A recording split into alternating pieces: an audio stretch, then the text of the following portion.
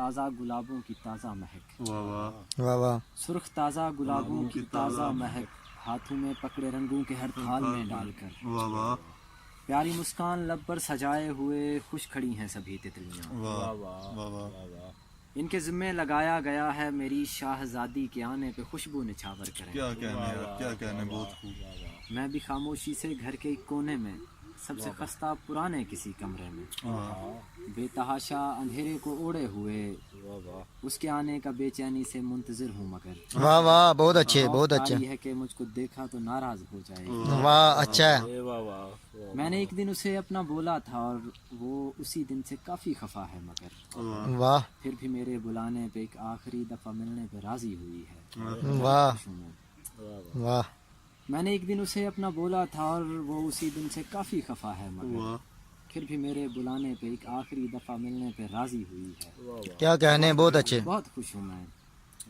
پر میں کمرے سے باہر نہیں آؤں گا کہ وہ ناراض ہو کے چلی جائے نا۔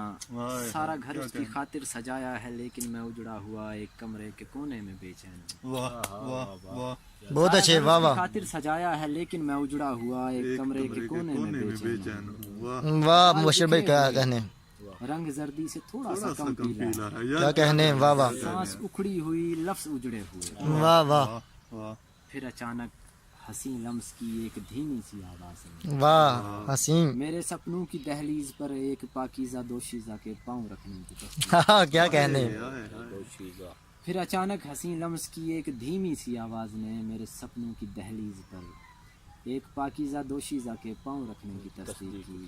خواب فوراً ہی ٹوٹا میرا، واہ پر میں سوتا رہا اور کسی تیسرے شخص کے خواب میں جا کے روتا رہا۔ کیا کہنے واہ واہ واہ واہ